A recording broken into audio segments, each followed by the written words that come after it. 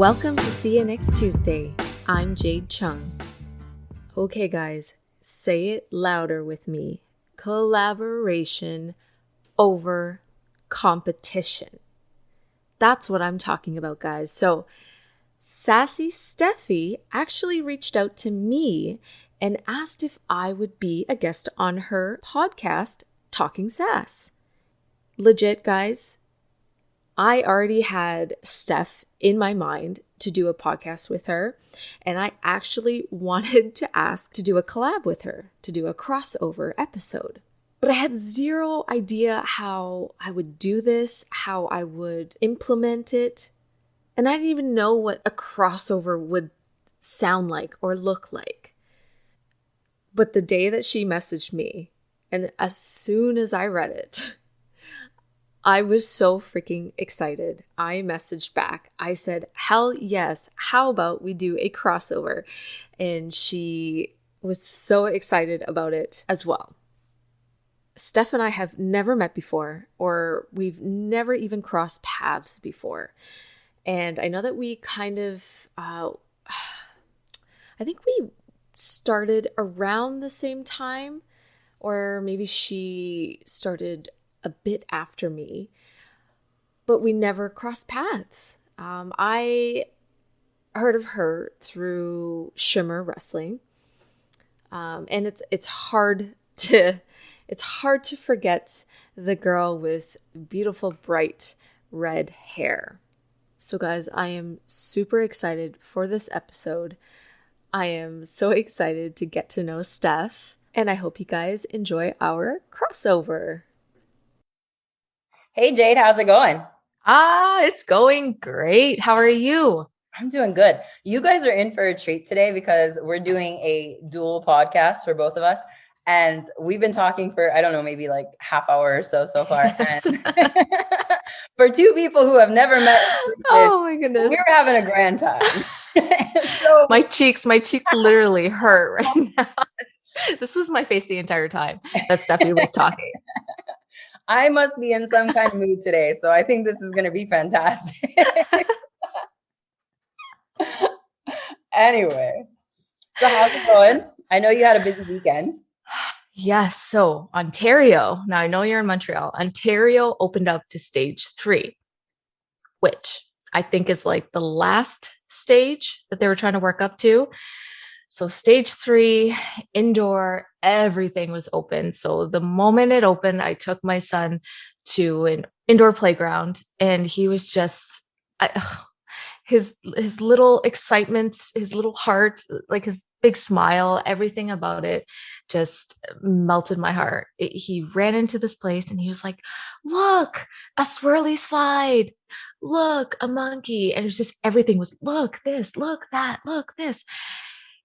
Oh, I feel terrible that he's just been, I don't want to say deprived, but you know, he didn't get to really be a kid. He just turned 3. So before this whole COVID thing happened, he was how old was he? Like 18 months. Mm-hmm. So and around that time it was like winter and there's so many germs. I'm not like a huge germaphobe, which I kind of am, but I didn't go into indoor playgrounds during the winter, you know, for obvious reasons. So he's been in a few times when he was much younger, which he doesn't remember. Right. So this time for him going, I will always treasure his excitement. I saw your stories and stuff, and he was just adorable. You could tell you both were having like a great time. There was one where you obviously had your mask on and stuff, but you went down a slide and just this huge smile of him sitting on your lap. Like, it was so adorable. Thank you. Yes. I was sweating. I couldn't breathe. Like, my whole face was sweating. It was so gross. The moment I was able to take that mask off when we left, I just threw it in the garbage. It was disgusting. I don't know how the schools here in Ontario, when the school year first started out, the kids were to have their masks in school, but during recess, they were fine to take it off. Then a wave hit. And then when we stayed home, I think for a couple of weeks or something. And when they went back to school, they had to keep their masks on for recess. So Poor think guy. about that. Recess is, I don't know, I think recess is like 30 minutes, 30 or 45 minutes. Um, but yeah, grade ones. So they had to wear their mask the entire day from 8:40 when school started all the way up until 3 o'clock. It's just insane, insane. So I Miserable. can't even imagine. I could barely breathe Yeah. being that active. And, kids are way more active than than I am right now. Especially toddlers, So, right? yes. Woo. So, yeah, just happy that indoor everything was open. We went to another playground, indoor playground the next day. Next day after that, we just chilled out at the beach. Today, I actually went to the mall. I haven't stepped foot in a mall since last summer. I needed to find out what my actual size was. As weird as that sounds, but No, I get it. online shopping is the worst. Yeah. Is the worst. Well, So, it's funny. It's funny you mentioned that because like recently, because obviously I'm getting bigger and bigger with pregnancy, and I'm like, I don't want to go buy a bunch of tank tops because it's already July. Like I'm gonna wear them for like a month maybe, and that's it. And like my mother-in-law's like, oh, I have a bunch of clothes that are too big, and like she brought over some clothes like tank tops and stuff.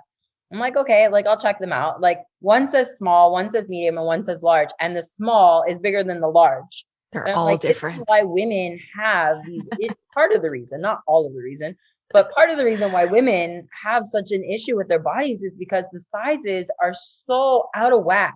Like one company's small is another company's extra large. Like it Yes. doesn't make any sense whatsoever. Like it's like, okay, a small and a medium. Okay, I get it. But a small and a large or an extra large, that's just nuts to me. Yes. I don't get it. And you actually tweeted out like a month or two ago about finding maternity clothes. Yeah. So have you found a brand that you liked, or like what I did? Well, I stuck to the Gap, but when I went outside of the Gap, I just sized up in regular clothes. What did you find that worked for you? Well, I'm sizing up in regular clothes for now. Like I'm getting maxi dresses because it's the summer. I'm like, even if next year I'm obviously gonna lose weight and stuff once I have the baby. I'm like, but it's still a maxi dress. It's not gonna look like terrible if it's long and flowing because that's the purpose of a maxi dress. Yeah. So I'm doing a lot of that. I'm buying like slightly larger clothes, like whatever. Because like with my first kid, I have a lot of winter clothes because I didn't start showing until it was late fall, early winter. So it was fine. So all of that I have, but it's like summer clothes. I don't have anything. I've Damn. noticed Pat is a great place for like really cheap maternity clothes that are like decent quality.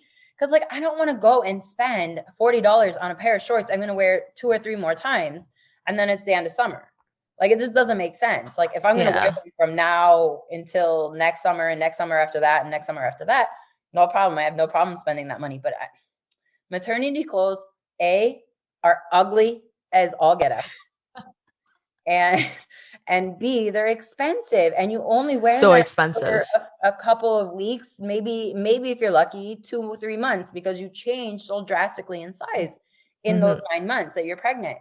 So it's like, come on, there's got to be some kind of break here. Can I at least get something cute? Like I don't want to look like a rose or something frilly and that kind of stuff like all the time. Yeah, okay, once in a while, sure. But like that's all you see in maternity clothes is like this frilly and like mom life. Like I don't want that. Like I don't want that. I don't know. Maybe it's just me, but I think I even told my husband, I was like, we need to find like a manufacturer and start making like cool maternity clothes for women that are affordable. Cause like I said, some of these places are way too expensive. And even some of the stores here in like Montreal, like when I was pregnant my first time, I went to, God, I can't even remember what it was called now. It was Mother Time or something like that. But it's out of business now because of COVID. So it's like you can't even, and if you go to like Old Navy or H&M or places I would normally shop, the maternity section is like 5 t-shirts and a pair of jeans, and that's their selection. And they're like, oh, well, just go online. And I'm like, but online, like you said, I don't know how it's going to fit. It's crazy. Yeah. How far along are you? I am 17 weeks. So by the time this comes out next week, I'll be 18 weeks. Oh man. Oh Yeah. So man. I'm almost halfway through. Almost. Do you find it different, like your pregnancy this time around, completely opposite with your son? No, actually, it's very similar. Like when I first found out I was pregnant, I was having a little bit of morning sickness. And, obviously because of COVID, I was like putting my hands in hand sanitizer all the time. And there was like one or two brands that absolutely made me want to throw up. The smell of it, I was like, I guess this is what morning sickness feels like. Cause I've never had that. Thank God, knock on wood, with my son or currently. Yeah. So I'm like, thank God, but that was like the only difference. Like, and with my first pregnancy, I didn't crave anything really. Like there was like 2 or 3 times where I was like, I have to have ice cream or I have to have a grilled cheese. Like those were my things. Oh, yum. Even now, I still haven't had any real cravings, I would say. But I do love fruit this time. Like, I don't know if it's because it's summer, but I'm like, all the watermelon, all the cherries, all the grapes, give me all of it. I want all of it. Apples, peaches, let's go. All the fruit. Ooh, Yeah. So thank God that's cherries. healthy. Because last time, like, I'd be like, honey, I really want a cheeseburger from like the greasiest, dirtiest, like not dirty, like, you know what I mean? Like dirty food eating. Like Yeah. I wanted all the like unhealthy stuff. This time, Oh, yeah. in the summertime right now, we'll see what happens in the fall and the winter time. I want all the healthy, nice fruits and stuff so far. Yeah. So knock on wood, that stays the same. Any wild, like crazy combos that you've craved? No, like my husband, my aunt was telling me, she was like, yeah, I remember when I was pregnant with my cousins at the time, like years and years and years ago, like I wanted, like, I think she said like pickles and peanut butter or something. And I was like, Oh, that's together? so bizarre. Yeah. Like she would dip Oh, in. Yeah. I was oh. like, no, nothing like that. Thank God. Ugh. Like, I don't have like weird tastes. Like anyway, I think I don't anyway. Like, I like ranch to dip all my stuff in, and that's That's normal for normal. the most That's part. good. Yeah, So that's normal. For yeah. me, it was just I was obsessed with eating just avocado and Mhm. then with Tabasco in it. That was Oh, it. okay. See, I don't think that's that.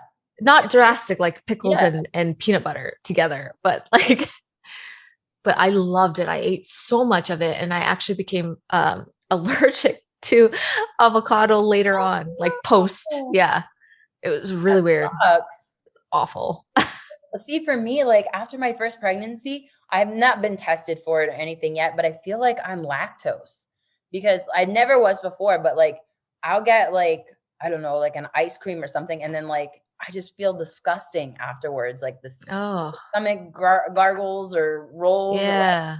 like nothing else happens. But I'm just like, oh, maybe I'm like kind of maybe lactose tolerant now. I don't know. Hmm. Like I said, I haven't been tested for it because of COVID and all this kind of stuff, but I'm not really that concerned either. So I just Yeah. know if I, have a big sundae or something from Dairy Queen, I'm not going to feel very good for the rest of the evening. Oh no. Yeah, but it's Have you still enjoyable at the time. So who cares?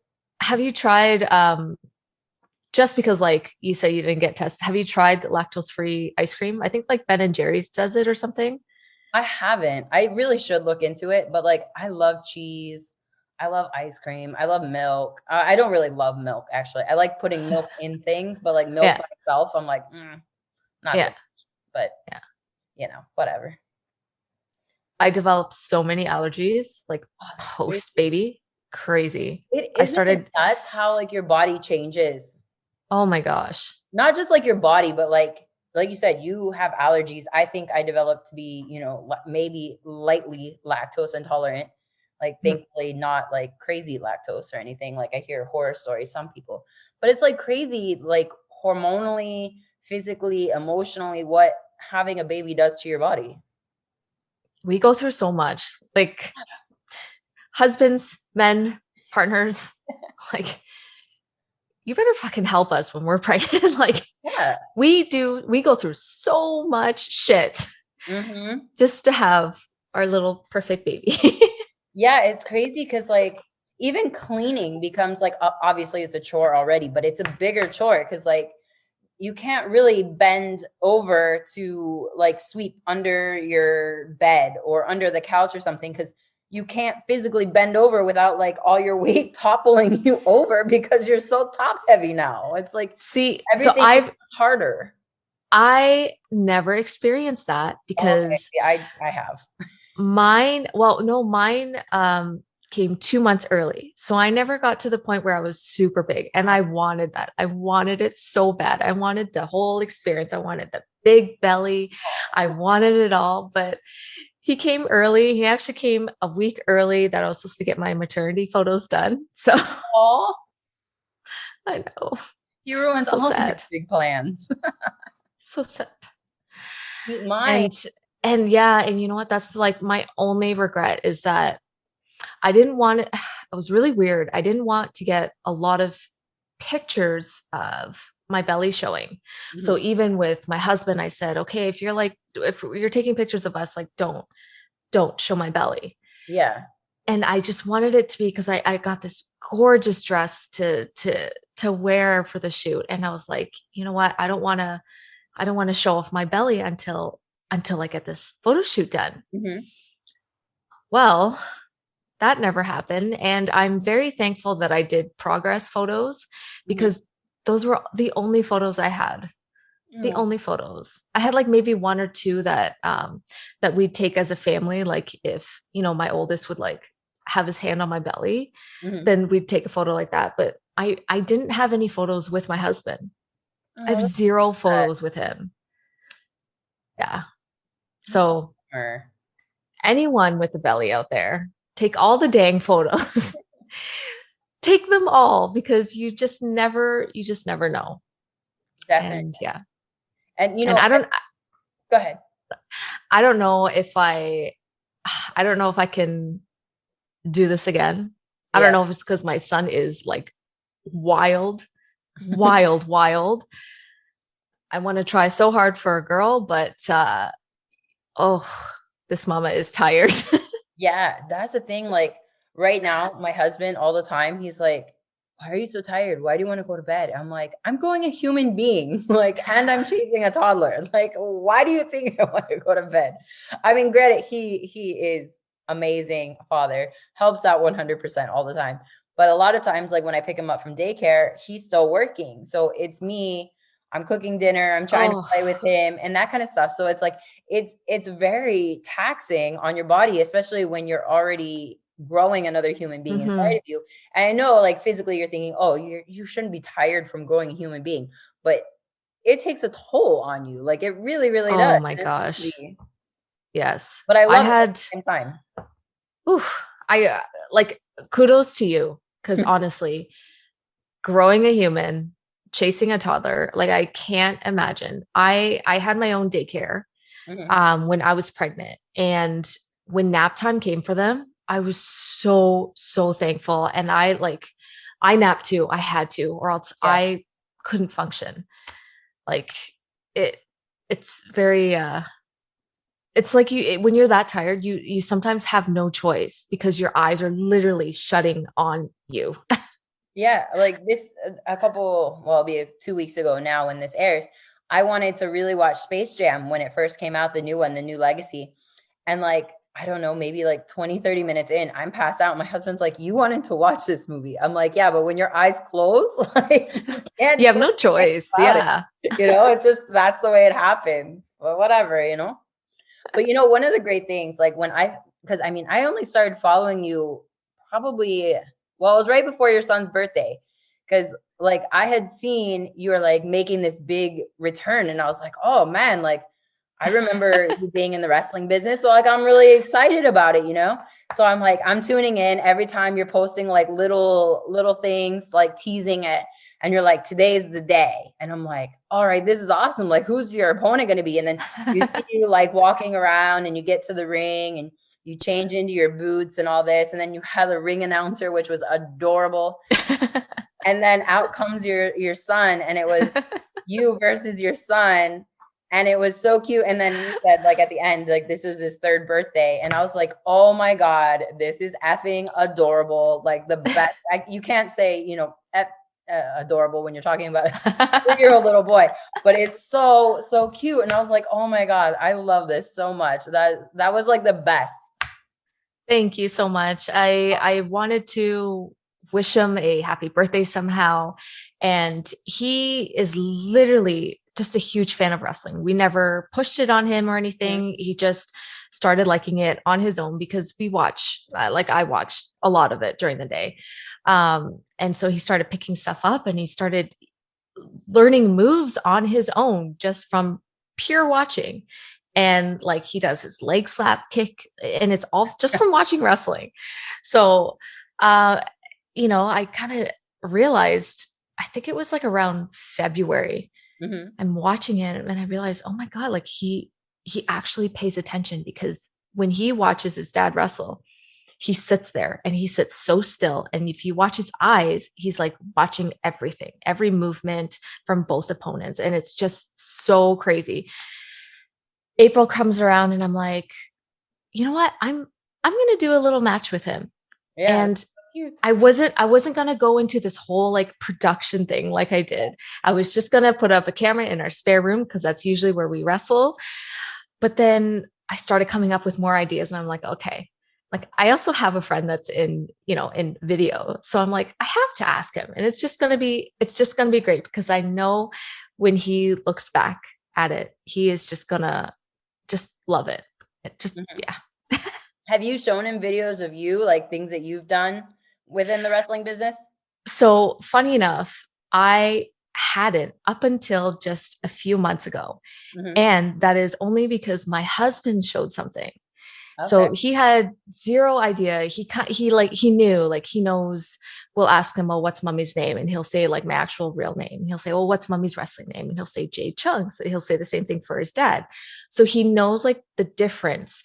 And he kind of like, he knew I had a wrestling name, but I don't think he knew that I was in wrestling. So Josh shows him a video. He's like, oh, mommy wrestling. Oh, there she is. And then I started showing him more when it was just him and and now he's just crazy about it. And I put our match on his tablet so that he can now access it. And he loves wrestling it. And he has started to read my commentator, started copying what he's saying. And he would go like DDT when he's playing with his little action figures and stuff. It's so cute. Now, obviously, besides Daddy, does he have another favorite wrestler? Trying to think. I don't know. Okay. He loves to watch, like he loves to watch it all. He knows the difference. So if something is on TV, he'll be like, "Mommy, is that NXT UK?" I'm like, "What?" Like, yeah, it is NXT UK. And then other times he'd be like, "Oh, look, it's NXT." Like, it just baffles me that he knows, the difference between NXT and NXT UK. I'm very, very proud of that. That's awesome though. Like for me, like we don't really play wrestling in the house too often, especially he goes to bed right when everything's coming on anyway, for the most part. Yeah. So like if he's seen it like just randomly, like for the most part. Plus obviously how toddlers can be. Like he goes around like, no, don't do that, and smacks, like not necessarily me or my husband or our dog, but like the table. And I'm like, no, we don't smack and we don't hit.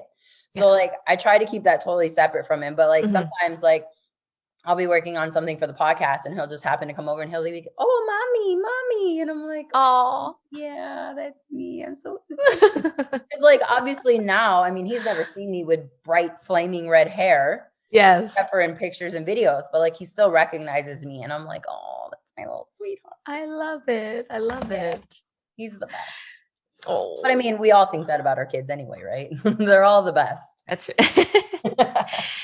And speaking of our kids, how did you transition from wrestling to being a mom? Oh, man. So that was crazy for me, because my last, like, it's not really an official match per se, but the last match that I had was it would be almost 3 years. No, it would be 3 years ago. So 3 years ago, I had an extra spot with WWE, and I wrestled Alexandra Bale before the doors opened and all that, like the little tryout spots that they. So I wrestled Alexandra Bale, and it was awesome because afterwards, and I actually just tweeted about this not that long ago. Carmella was SmackDown Women's Champion at the time, and like during that, Raw and SmackDown have two totally separate two separate rosters and all that. So I had never met Carmella or anything like that. And that day I hadn't seen her enough to say like, hello, like I might've seen her like walking down the hallway, but not like enough to be like, hi, I'm Stephanie. How are you? Nice to meet you, kind of thing, which is what you do. Right. Mm-hmm. So anyway, we have this match, and me and Alexandra, we go under the ring and we go back, and we're just waiting and watching everybody. And we see Carmella, who was over where the commentary sit. She got up and she ran over we were at the opposite corner. She ran over to us, and she's like, she introduced herself, and she was like, so here's, you guys, do you want some advice? Do you mind? And I was like, of course, like, please, you're SmackDown Women's Champion. Of course, advice from the woman who is, basically the WWE's entrusting with everything that they're doing right now on SmackDown.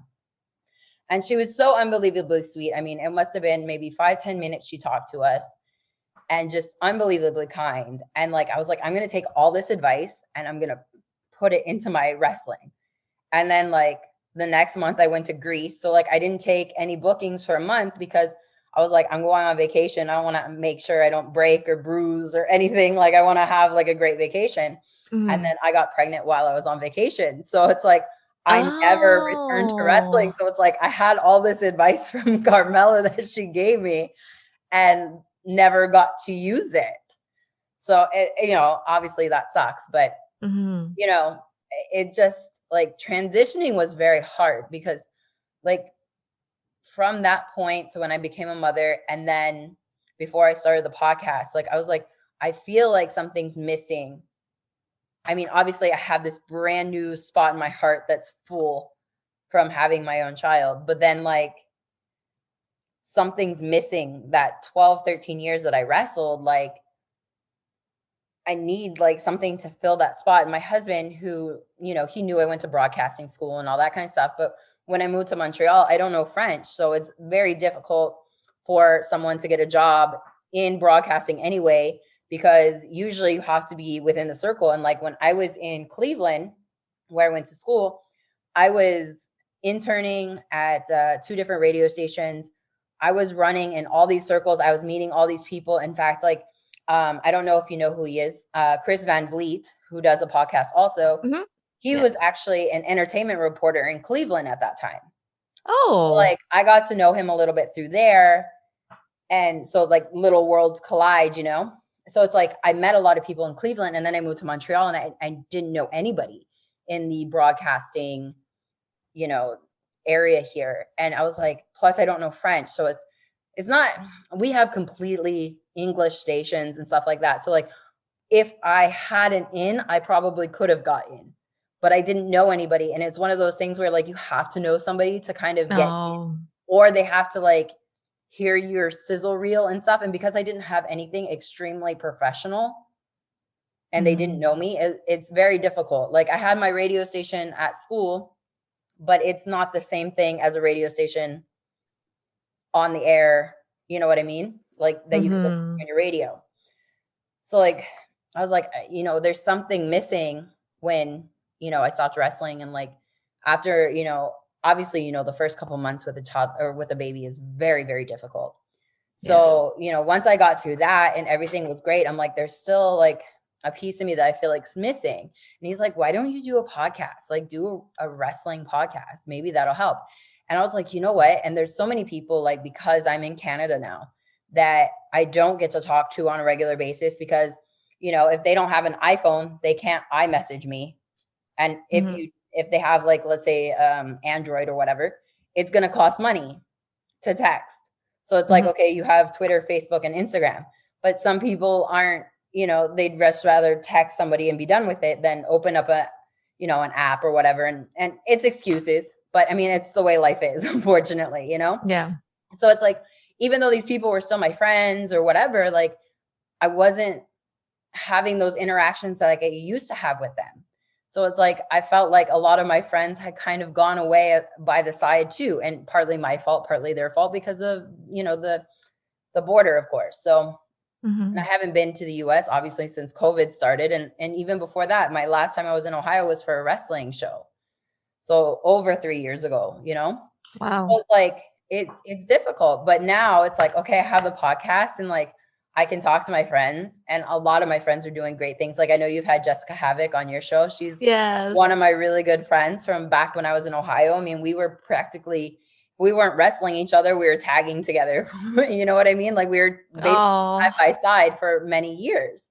And you know, now to see what she's doing, and of course on Slammiversary, she became tag team champion with Rose. yes. Like Yep. it's just amazing to be able to have like my friends on that I haven't talked to or haven't really got to see or anything like that, and just kind of shoot the shit and have a good time. And like Mm-hmm. that has fulfilled so much of that void that was missing from wrestling, that Mm-hmm. like I don't feel like I miss wrestling as much now. Does that make sense? Yep, totally. Cool. How So about you? I mean, you said it was so difficult for you too, right? yeah, so pretty much the same thing with you, except the part where you said, okay, after the 3 months of their first life, like, no, no, no, not for me. Oh, It really? was like, oh no, it was like after he was one. Mm-hmm. Yeah.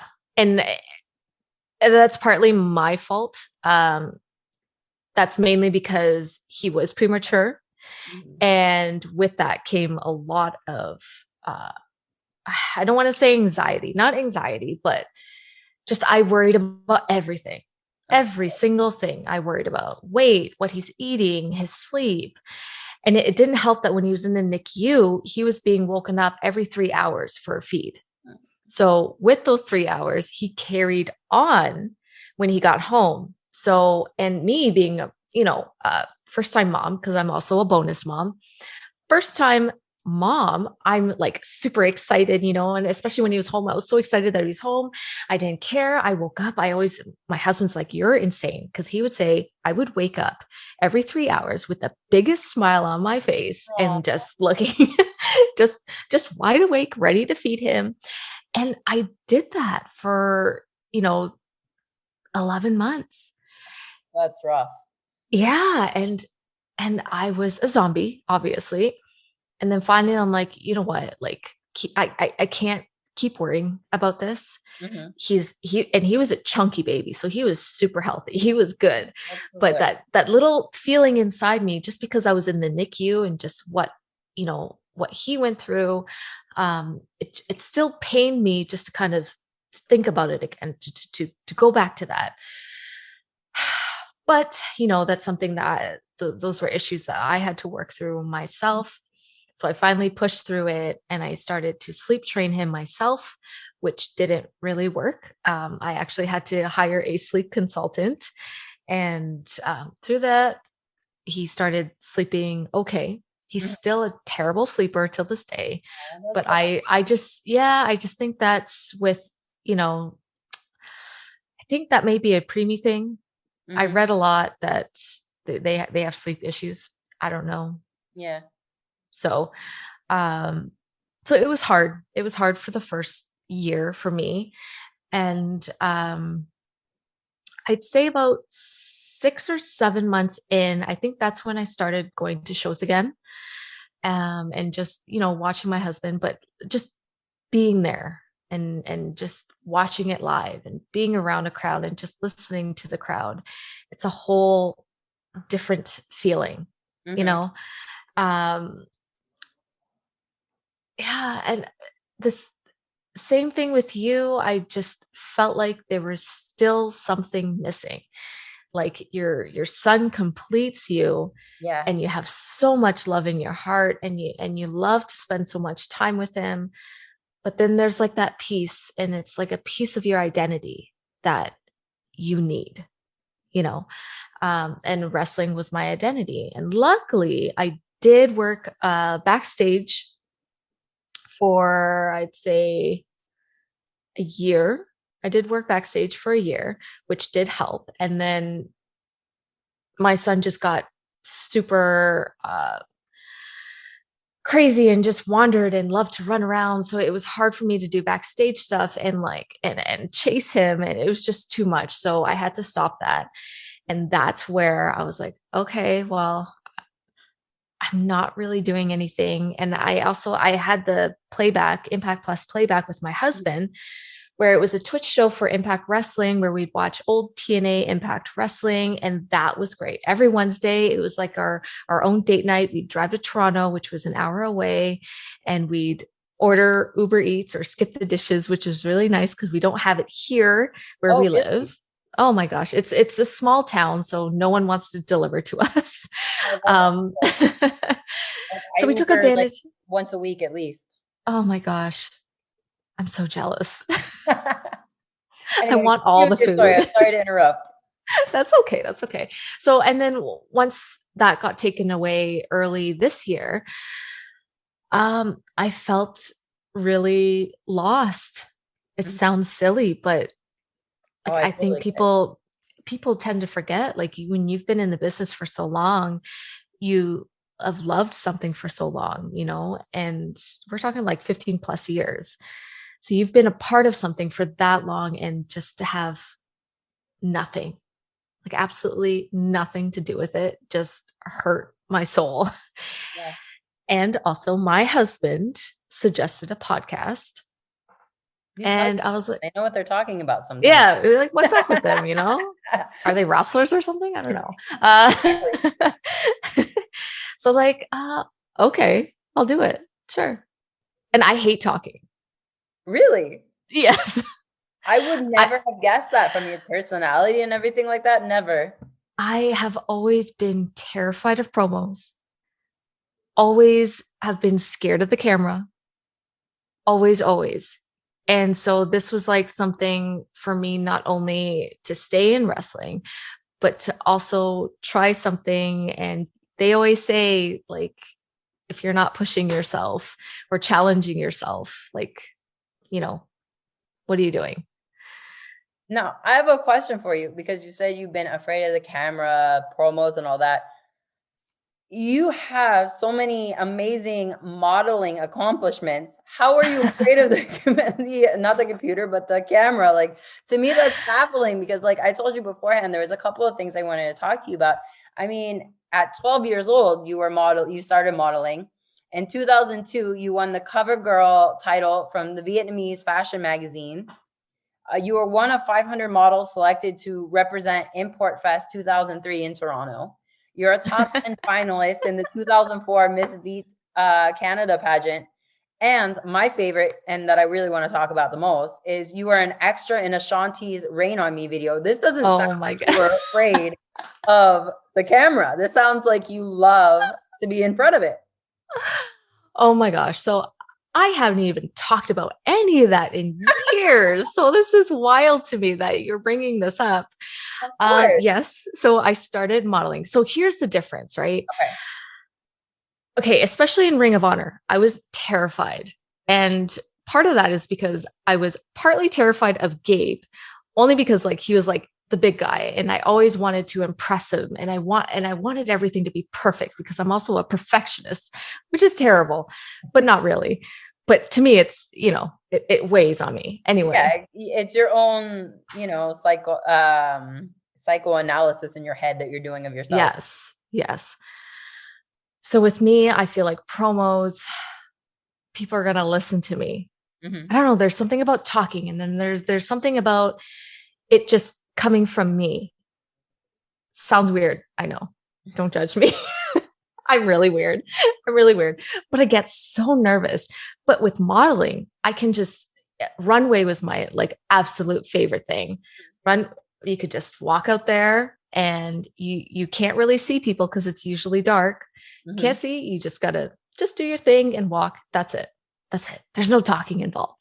Yeah. Pictures, pictures, I still feel very awkward to this day. Mhm.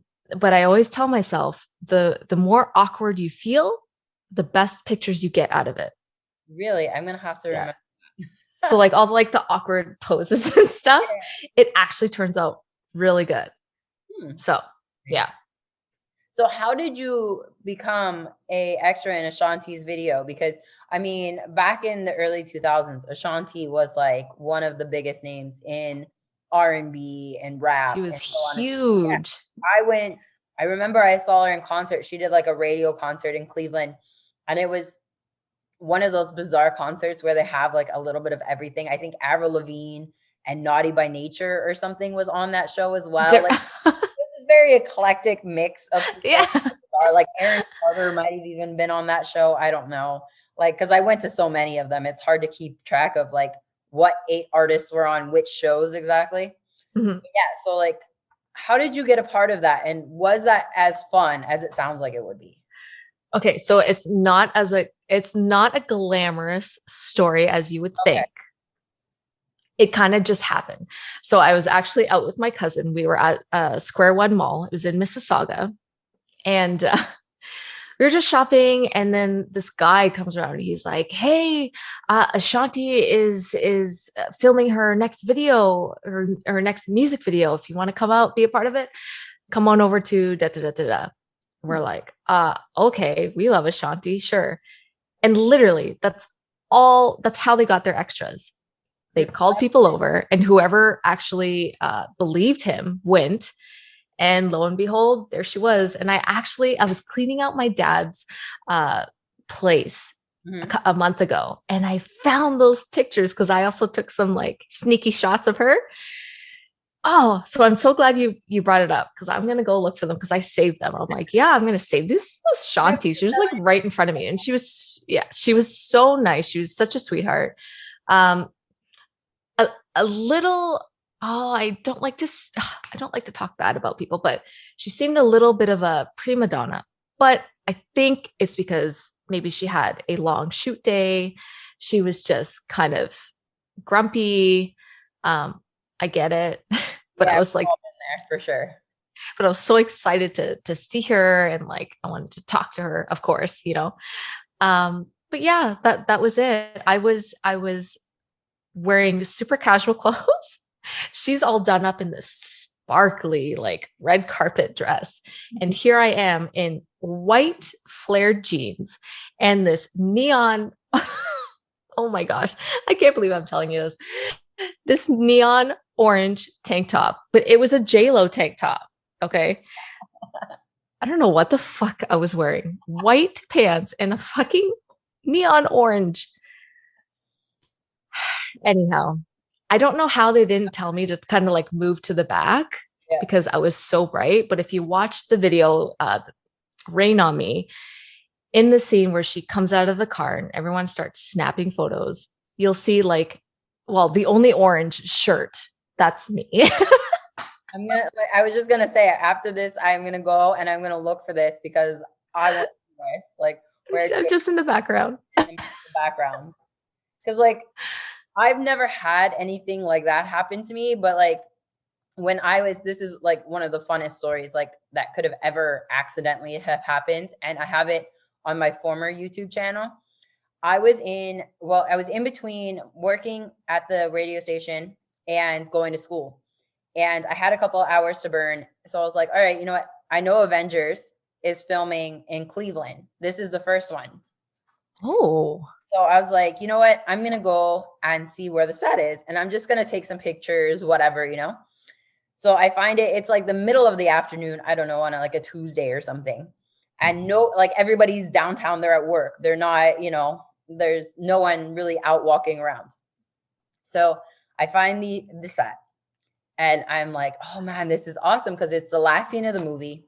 If you guys haven't seen Avengers, I don't know what the hell is wrong with you. But it's the end of the movie, and it's where Loki's space, whatever you want to call it, not really shuttle or rocket or whatever, but whatever he was riding on was already crashed. And it's a scene in New York where everything's like on fire. There's a Dr. Pepper upside down truck, and like taxis are smashed and buildings are destroyed and all that.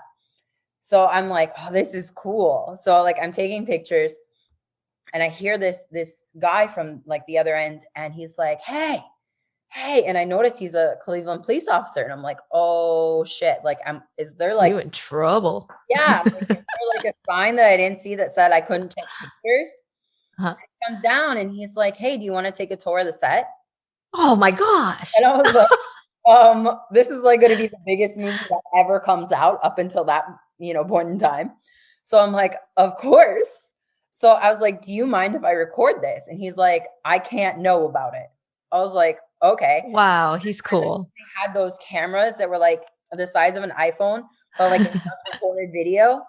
So I had it in my hand and I had my phone behind it. So I'm walking around going like this is amazing. Like, look at all this. And the police officer like talking to me, having like this great time, and nobody's on set. It's just the destroyed scene. And so like we walk by and there's I don't know, a couple of men sitting there who are like set workers or something, and they're talking to me and they're like, oh, with that bright red hair, are you a superhero? I was like, no, but I'm a wrestler. So of course they get interested in that. And I was like, okay, whatever. And then we walk down the scene and like I'm crunching glass, like the sugar glass from like stuff underneath my feet. And I'm like, this is pretty much the coolest Wow. I've ever been a part of, even though I'm not necessarily a part of it. So if you guys go on YouTube, find Miss Sassy Stephie, that was a channel. I think there's 2 videos. So go, you guys can check that out. And like, that's so awesome.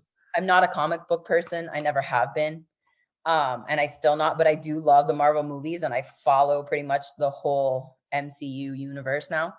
But like at that time I was like, who the hell's Loki? I don't know. I was like, I know who Thor is. I know who Captain America is.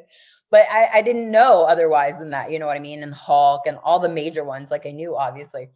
So, but it was so much fun, like, and so completely random, like, and lucky to be at the perfect place at the perfect time for that police officer to see me and nobody else be around. No kidding. Oh my goodness. That was a complete like swerve. Yeah, like I really did. Like I thought I was in trouble. Yeah. It was totally like, cool. Like hell yeah. Of course I want to tour this place. Because I'm just taking pictures. Like I said, everybody knew Avengers was going to be the biggest blockbuster of its time when it came out. Yeah. So it's like, for somebody to be like, do you want to take a tour? I'm like, that's like, who's going to say no? So it like, I was recently watching the videos actually, because I was telling somebody about it and I was like, oh my God, I haven't watched those videos in so long. And I mean, that was like 2011 or 2010, maybe. Oh, that's crazy. Recording the movie.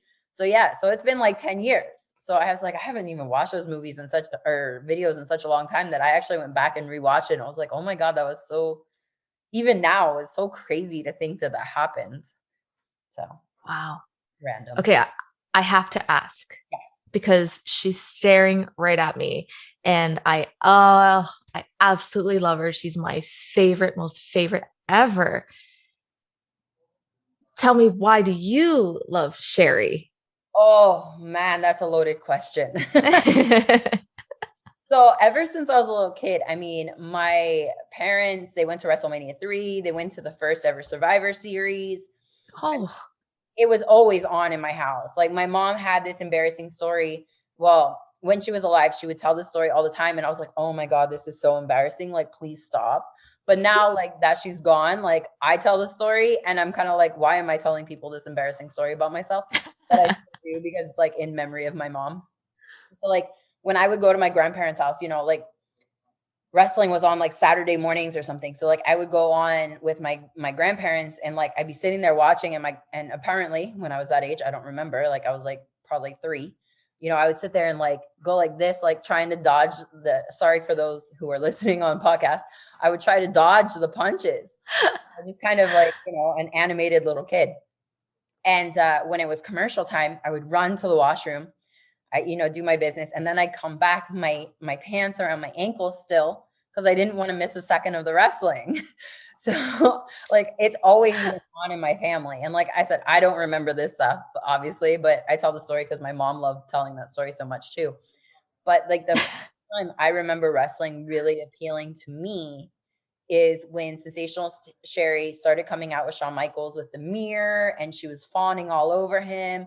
And it was just this big glamorous thing. Cause I mean, back then you had women's matches, you had Wendy Richter and stuff like that, but it wasn't really appealing to me again at that time. Now I go back and watch Wendy Richter matches all the time, and Mae Young and so on and so forth.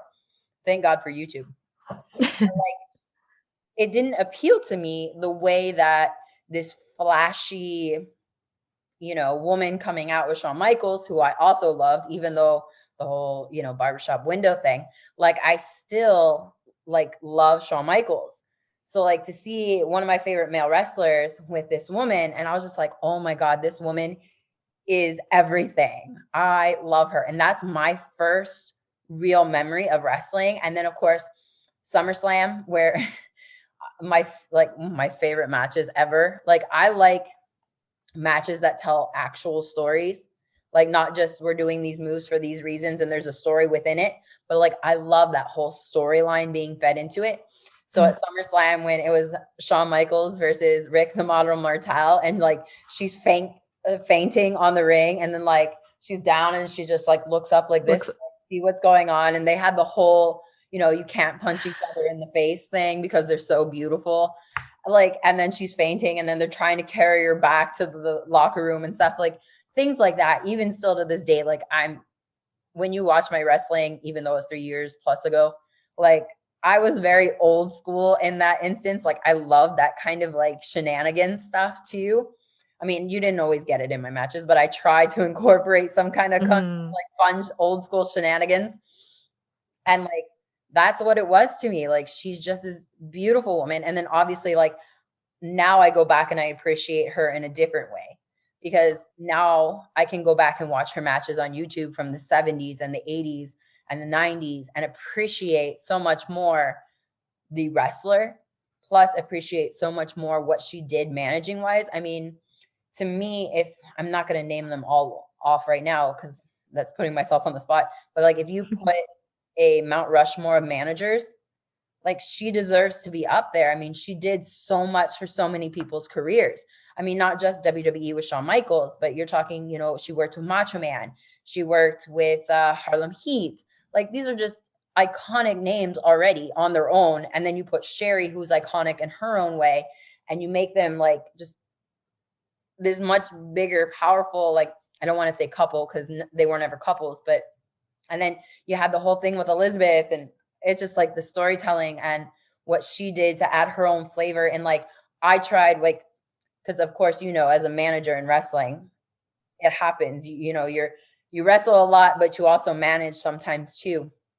And you want to add so much more to the match than just standing there. Because that's some men out there, especially 2007 through 2010, when my first couple of years of wrestling, I just stood there. And it's awful. Nobody gives a shit about the girl that's just standing there. Give me something to do. Let me be into it, like Sherri. And I loved it. Everything about Sherri. I'm just I could listen to you talk about Sherri all night. I could go on forever, but I mean, honestly, you said she's one of your favorite as well. So yes, pretty much everything that I just said, you could probably reiterate right back to me, and we could do a whole podcast on just the greatest things that Sensational Sherri. I'm actually surprised because you started off, well, would you say you started off wrestling? I actually started ring announcing. Oh. Yeah, I started, I think, in about 2003. So probably the same year you debuted. I started ring announcing accidentally. I worked at a bowling alley, and I was going to, well, actually, I had to call the bar because I wasn't, I didn't live in Canada at the time. So the drinking age is 21, and it was at a bar on, I think it was on a Tuesday night, I'm pretty sure. And I would go every week, but I had to call the bar to make sure I could go because I was 18 or 19 at the time. Please don't look up my age. And so I became friends with everybody because literally there was not even 10 people in the audience most nights. And because it's a Tuesday night, a lot of people are working the next day or whatever, have school. So anyway, I made friends with pretty much everybody, the wrestlers, the commentators, everybody. They had, a show on TV on like local access. And because I was a bowling alley DJ, one of the guys that I was friends with, the sex symbol Keith Young, shout out to him, he's amazing. He came to one of my nights that I was DJing at the bowling alley, which was actually right down the street from the bar. And it was like 80s night or something. And he's like, wow, you're doing great. So then a couple of weeks later, like one of the ring announcer got sick. So Keith went up to the promoter and was like, hey, Stephanie knows everybody here. She's not a ring announcer, but a DJ down the street at the bowling alley. Why don't you have her fill in for him tonight? So, okay, sure, no problem. So I filled in, and then I filled in again, and then I filled in again, and I filled in again. And then, of course, Lillian Garcia was the only women's ring announcer that had any notoriety at that time. Of course, now there's so many. But then, so all these people in Ohio were like, hey, are you free Saturday night? Come ring announce my show. Sure, no problem. Whatever, I was just having the time of my life because I never even thought I would ever be involved in the wrestling business at any point in my life, And so one day I was at one of the shows and one of the wrestlers was like, you are obviously very passionate about this. Why don't you wrestle? And I was like, holy shit, man. It's like an epiphany goes like, why don't I? So I started looking at schools and stuff in Ohio. And it came down to two. It was either going to be CPAW, Cleveland All Pro Wrestling, or Ohio Championship Wrestling. And I saw a match at OCW with Chantal Taylor, who is also known as Taylor Wilde, currently in Impact, against then it was Lexi Lane, then Ashley Lane, and then Madison Rain, a couple name changes later. So former Impact. And it was them versus each other. And Madison happened to be a wrestler in training at OCW. And because of that match, I was like, I'm choosing OCW. And it was amazing. I mean, a lot of times she was out, she might not come to training because she had a show and she wasn't home yet the night before or whatever. And plus she was going to school. The schedule she kept was insane anyway. But I trained there, fell in love with it. Like my first bump, I was like, yes, this is what I should be doing with my life. Like most people are like, ow, this hurts, which it does. But I'm like, I want more. I absolutely want more. So that's what happened. Wow. Yeah. Well, obviously I didn't know that. I was going to say, wow, I didn't know that. Of course. No worries. But I know for you, when you started training, because you trained with Squared Circle Training in Toronto, which is pretty infamous for the amount of people that have come out of that school.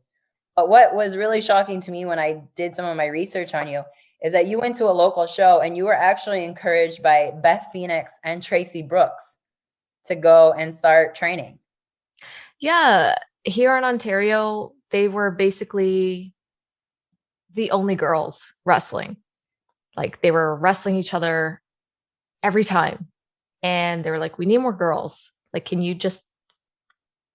train?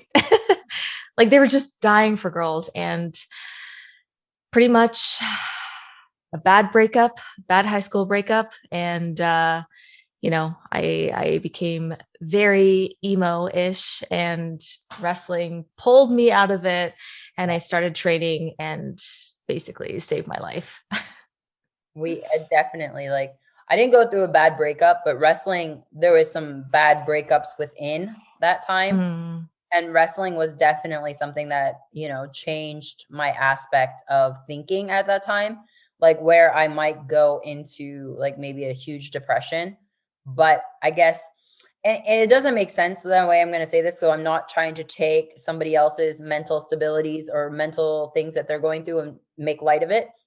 But for me, like with my wrestling schedule and everything that I had going on at the time, like I was able to switch from being depressed because of a boy to wrestling and be two totally different people in that aspect, that it didn't affect me, I guess, more because I was two different personalities at different times, not split personalities or anything like that. But like Sassy Stephie didn't have time to be depressed over a stupid boy who broke her heart. You know what I mean? So anyway, I didn't mean to interrupt, but I totally You used that confidence and carried over to to Stephanie. Yeah. Yeah, I totally get that for sure. What amazes me is going back to Sherri, sorry, is No. that uh, you don't find many like wrestlers, you don't find many female wrestlers that idolize managers. Mm-hmm. So with me, I absolutely love I love managing.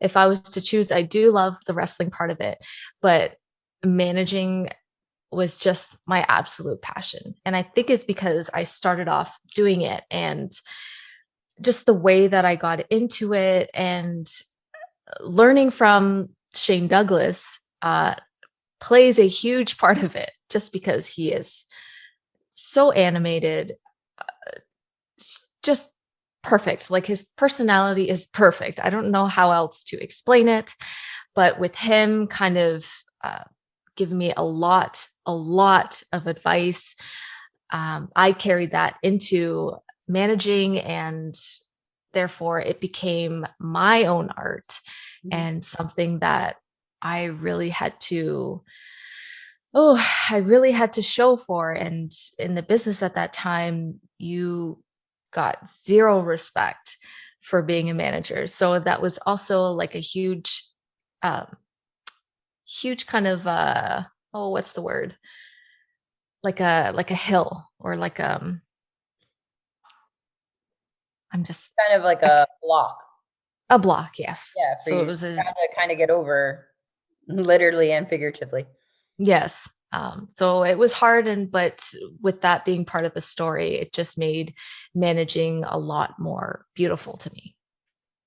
I love that because, like I said, when a lot of times, maybe not now, because I see like a lot of females coming into the business now who don't manage as much as, say, I did when I first broke into the business. Because, like you said, there wasn't a lot of women to wrestle, and I Mhm. came in 2007 was my first match. So there was a lot of women talent, but unfortunately, a lot of the independent promotions couldn't afford to bring in a cheerleader, Melissa, from California to Ohio, or a Mercedes Martinez from Connecticut to Ohio, which is a lot closer, but still a flight ticket is very expensive. And it's hard for, I find at that time, it was hard for women who were seen as a potty break match at that Mhm. time. Thank God that has changed.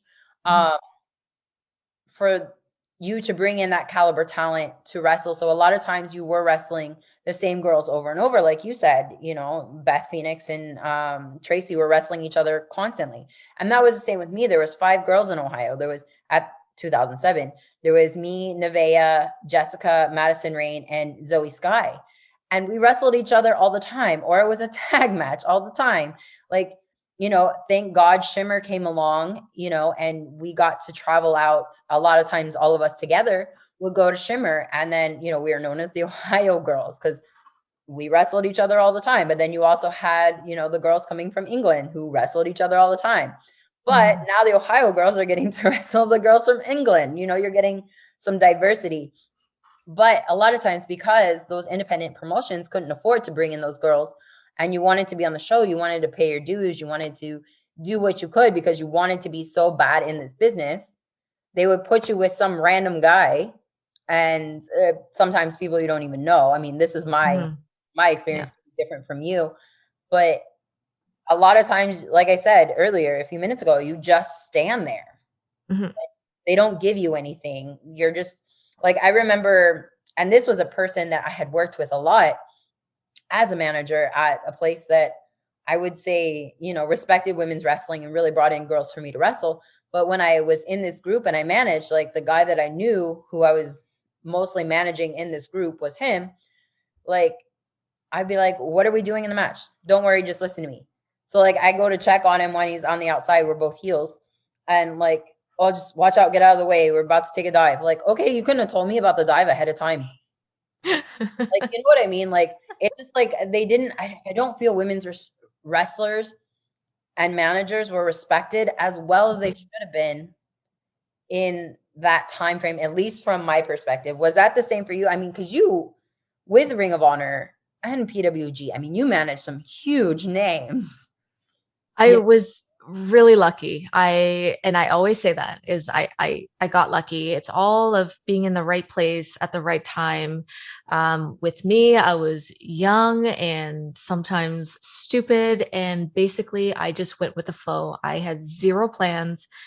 I went wherever wrestling took me, and that's super risky, but somehow it worked out for me. I want to ask you though, Okay. before I forget, when you started out managing, did a lot of the guys tell you to just like stay over there, or like they'll tell you to stand on like the side of the rings where you won't be shown in the hard camera? Pretty much, yeah. I mean, like I said, we weren't really respected. Like we're just Yeah. random girls set there. I don't know, to be eye candy. I mean, I've never thought of myself really as eye candy. Like I don't think I'm ugly or anything like that, but I'm not Trish Stratus or, these beautiful, extravagant, gorgeous women, Like I'm decent, I'm average, but like I can do more than that. Mhm. Did you have that problem too? Like you wanted to do more? Some with those random people that you'd get stuck with. I shouldn't say stuck, but the random people that you were booked to be with. Yeah. They would Stuck just is still a good they just wouldn't give you the time of the day. They'd be like, oh, just kind of like stay off to the side of it. And there has been one guy, which I cannot say his name because he's on TV. But when he was kind of starting out, Mhm. he was just all about himself. And he tried to tell me to stay on the sides of the ring, right? Without trying to tell me, don't be in, don't be in the hard cam so that people can see that you're with me, that you're managing me. So I'm not stupid because this was just, I don't know, maybe 6 years ago. So like I know camera angles, I know where to work it. Like you can't tell me to stand over there.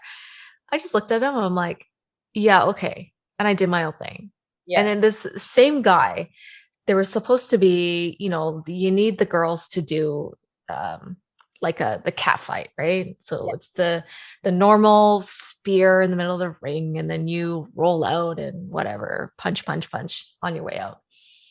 He was trying to suggest for us to do that on the outside, Okay. right?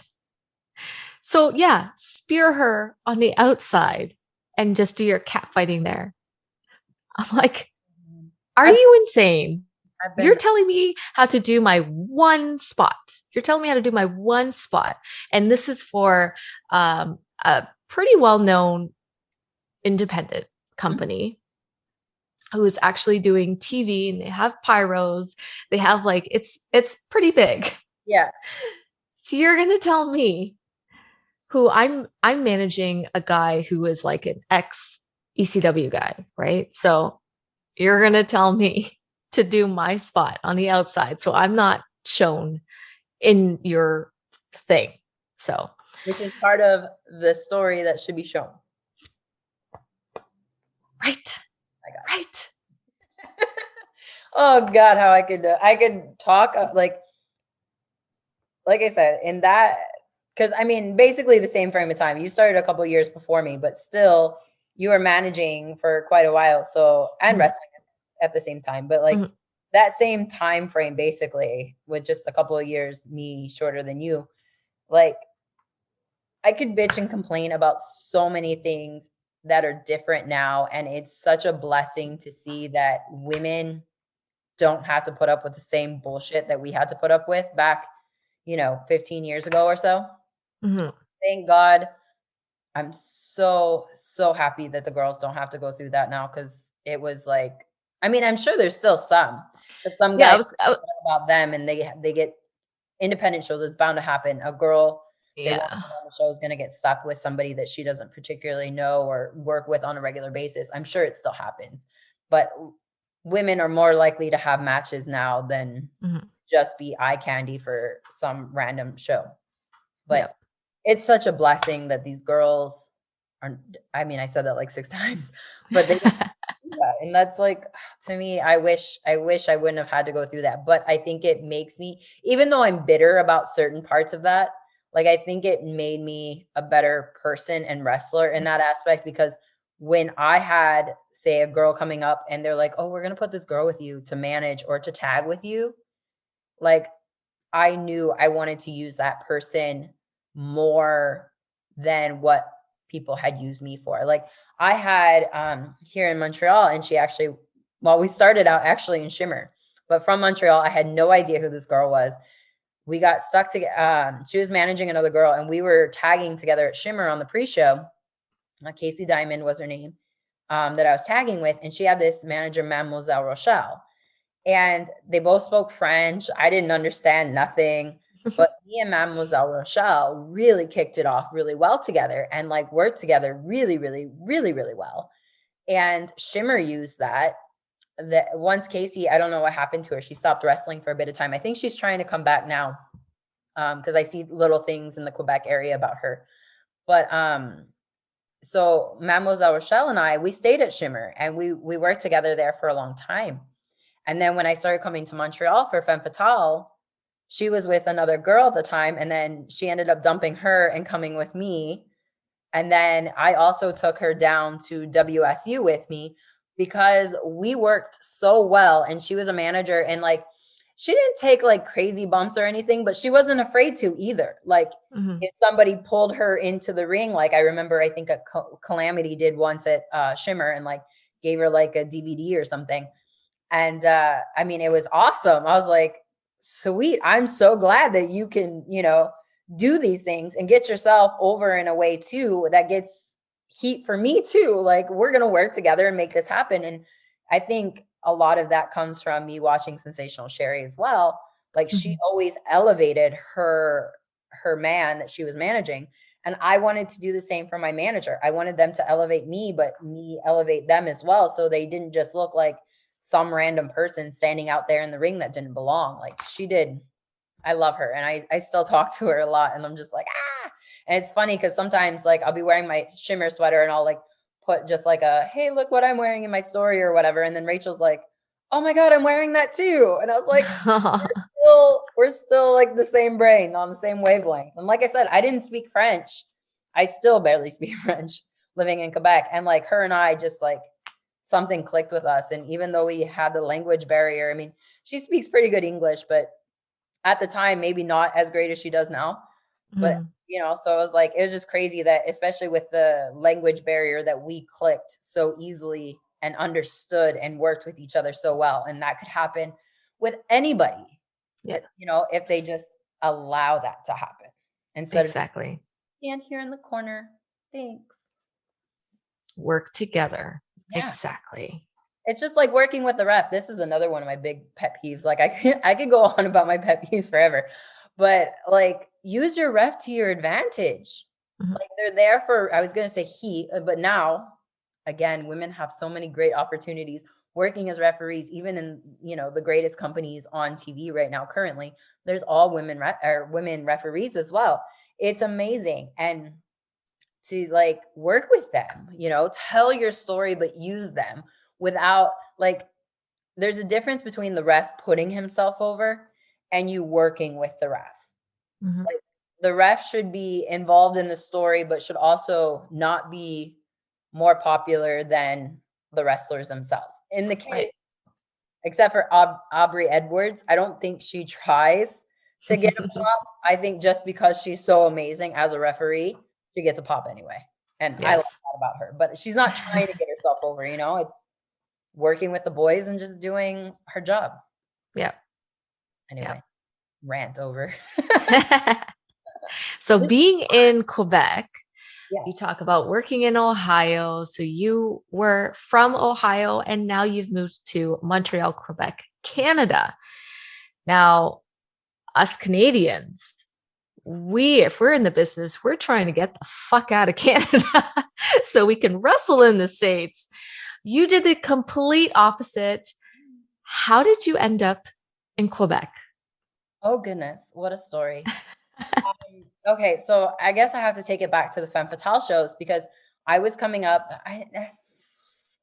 probably I lived in Ohio, and I probably did 4 or 5 shows for Femme Fatale in Montreal. So I was driving those every time. It's only like an 8-hour drive. It's not that bad. Plus, I always either had somebody with me, like Jessica or Allison Kay, or somebody was always in the car with me. So one of those shows, I was it was actually the show that Mademoiselle Rochelle dumped her other girl and came with me and the Midwest Militia. So what had happened, backstory on the show with the story so that it can get to what how I got to Montreal. So at the beginning of the show, Mademoiselle Rochelle's not with us, so she sets up her merch with the other girl that she was managing at the time. So before intermission, she had a match with this girl. That girl lost. I think Mademoiselle Rochelle maybe DDT'd her or vice versa or something, or it was about to happen or something. But anyway, the Midwest Militia came out to save Mademoiselle Rochelle. And whatever happened there was a melee that ended up being a 6-person tag for the end of the night, Midwest Militia versus other women. But that's not part of the story, so I won't go into that whole match. So during intermission, which was, I think, maybe a match after this whole thing had happened, Mademoiselle Rochelle is just kind of standing there by herself because there's no room at the table that we're standing at to put her merch. And she couldn't be next to the girl that she just turned on. So she's just kind of like randomly like selling her merch in this area, I guess, like a couple tables down from us. So anyway, we were sitting there selling merch, and I went to say something to Mademoiselle Rochelle. Like I said, she's probably like 10 feet away. And I saw her talking to this guy, and I was like, oh my God, who is that? He is gorgeous. So after we go back to the back. I didn't say anything to her or anything to him at that point because I noticed she was in a conversation. So I was just like, I'm not going to bother. So I go into the back with Mademoiselle Rochelle, and I was like, hey, who is that guy that you were talking to? She's like, oh, that's just Chris. I was like, Chris, all right. He's hot. I didn't tell her this, but that's what I was thinking in my head. So after the show, there's a circle of people talking, and it was the girl I was going to work on the next show was sitting there with her boyfriend and a group of other people, which happened to include just Chris. So I walk over, and she's like, hey, next show we're going to work. I was just telling my boyfriend about this time we were supposed to work in New Jersey, and there's this whole crazy story about how we were supposed to work in Jersey, and it ended up 2 seconds before the match, they change it, and we end up working other people. So anyway, I'm like, so listen to this story. And I put my arm up on just Chris's shoulder, and like he totally fades the shit out of me. Like he's like, who is this random girl sticking her arm on me? Like, whatever. So I'm like, damn, like this sucks. So anyway, so at the end of the show, whatever. So I end up going back to grab my stuff. Jessica and Allison are, I think I'm waiting for them. So as I'm pulling my bag towards the front door to like turn around and yell for Jess and Allison, I see Chris walking by, and I stick out my hand, and I'm like, hey, by the way, I'm Stephanie. And he's like, hi, I'm Chris, and kisses my hand. And like, you know, like when you're watching like those like Looney Tune commercials and people like melt into puddles, that's how I felt. I didn't do that in all actuality, but that's how I felt. And he's like, but I gotta go. And I was like, okay. Like, well, that got me nowhere. Not that, like, obviously I live in Ohio and Montreal, 2 different countries. It might not work out that well anyway. But anyway, so like we're walking down the street to go to our car, and I was like, I talk very loud anyway. But I was probably screaming, and I was like, oh my God, he's so hot. You know, I'm going like crazy, like, you know, whatever. And by the time I get to the hotel, I shower and everything. I look at my Facebook, and I already had a message from him. Ooh. And yeah, so that started us kind of talking back and forth.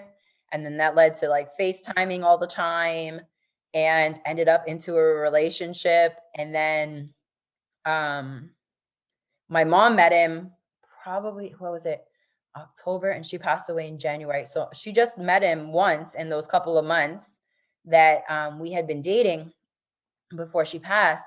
And she told him, she's like, I can tell with Stephanie that this is different.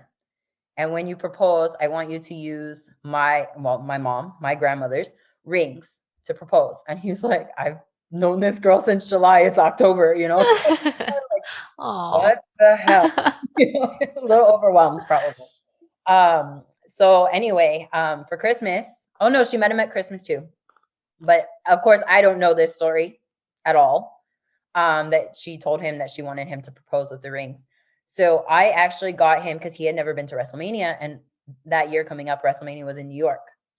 So I got him him and I obviously tickets to go to WrestleMania. And at WrestleMania, this is after 3 months after my mom passed, he proposed. Oh. Yeah, it was great because it was at the same time that Daniel Bryan was super popular.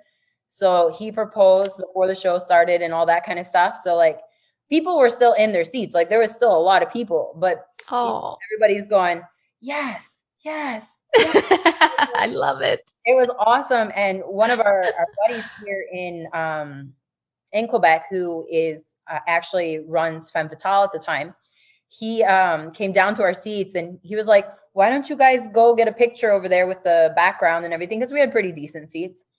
And he started recording. And like, I thought Chris was going to tie his shoe before he, was taking the picture. And he proposed. And like I said, totally crazy. So with my mom passing away, my aunt lives in Ohio and my sister lives in Virginia. And basically the rest of my family spread out across the country as well. I'm like, why am I staying here? So when it came time to choose, where am I going to go? I'm engaged. I decided it's better for me to move to Quebec because that's his whole family for the most part is here in Montreal area. So it just made more sense for me to come here. So yeah, totally opposite. Like when I saw Angelina Love the first time, like after we got engaged and I was moving to Canada, she's like, you're doing the total opposite of everything. Basically every Canadian wants to come down to the States to wrestle. But lucky for me, I'm still an American citizen. So like crossing the border is nothing for me. Like, yeah, like I cross a gazillion times. Like, yeah, I'm going to wrestle. They're like, okay, have a great time. And then, but like when Chris was with me in the car, they're like, he's not wrestling, is he? I'm like, nope. Yeah. Because it's a big, like for those in the United States who don't understand, and like if you follow Lufisto, you might get an understanding a little bit because she deals with this so frequently. The border is a nightmare for wrestlers to try to cross. I know for Josh, it's not because he has a contract. But it's for somebody in Canada to get a job within the US, you have to prove to the US that you are worth that working visa, or the company does. So you have to prove that, let's say Bob down the street can't do the same job that Josh Alexander can do at Impact in order to prove that you're worth getting that work visa. And that's the same thing for independent wrestlers. Like a lot of people crossing the border, they have to send their gear ahead of time or do something different, because if you cross the border and you get caught, like for example, a Mike Bailey situation, you get banned for 5 years and you can't go into the US for any reason. And it's crazy to me because I'm like, literally 99.9% of the time you're crossing the border for $25 and you're getting banned for 5 years. It's like, I'm not going to get a work visa that costs like 10 grand, like not me personally, but Canadians, to go work shows for $25 here or there, maybe $100 here or there. It doesn't equal out. It doesn't make sense. Like if you're working for a company like Impact, like your husband, or AEW or WWE, which there's a lot of great Canadians in those countries or in those promotions, like Kevin Owens or Sami Zayn or an Ethan Page or whatever. Like those people have these things because they're the best at what they do from Canada and they proved it and they're able to do that. But there's some people like Lufisto who's been fighting for years and still can't manage to get a work visa from one of these great companies for whatever reason that happens to be. And it's just a shame because there's so many great people, like just in Montreal, like there's so many great wrestlers that I think deserve to be on TV that you probably will never see because of that work visa reason. And it sucks. Sorry. I think that's like a lot. Yeah. for like even Ontario as well. Yeah. All of Canada, I think we can say that. For And Josh actually, yeah, Josh actually had a hard time before he was signed with Impact. sure. Like we crossed, I was going to Candace's wedding reception, Mhm.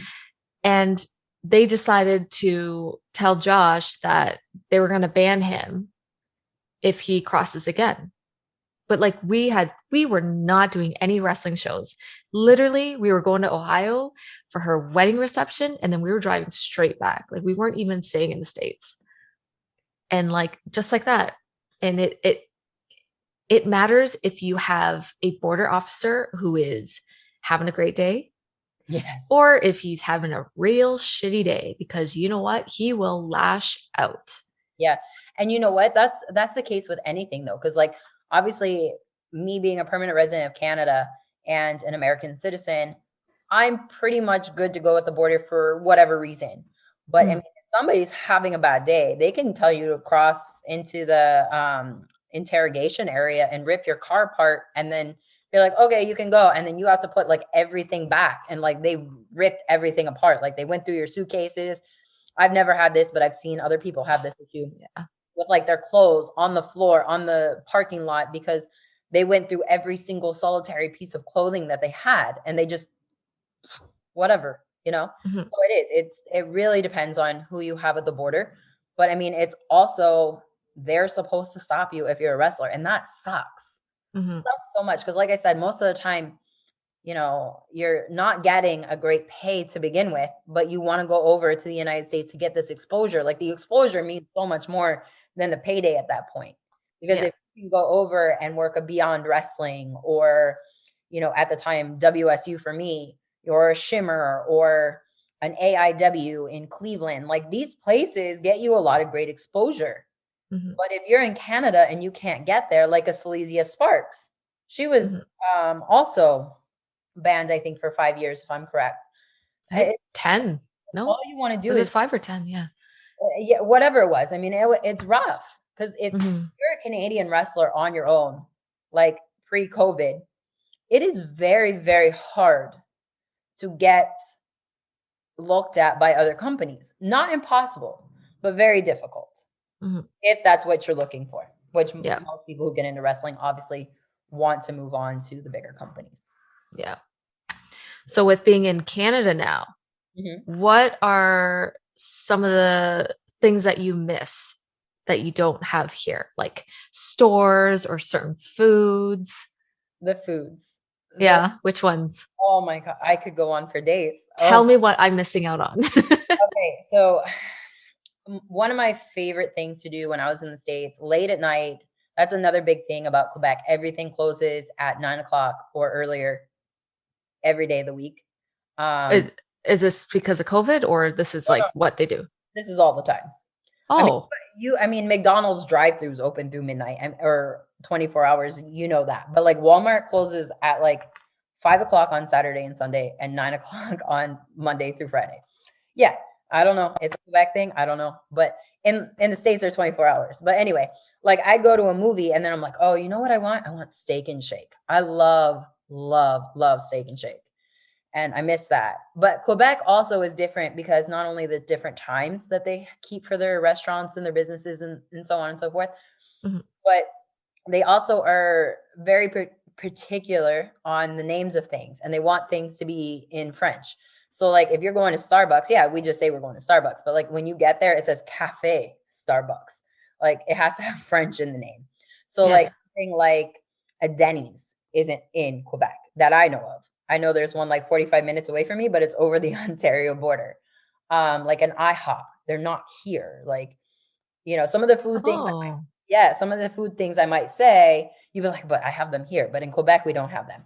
One of the biggest things that I miss is Taco Bell. There is a Taco Bell in Quebec, well, near me in Montreal, but it's not the same. It has like 5 items on the menu and is totally not the same taste as the American Taco Bell. So every time I go back, I miss Taco Bell. But in Cleveland, like if you guys are from Cleveland or the Northeast Ohio area, you know what I'm talking about. Swenson's.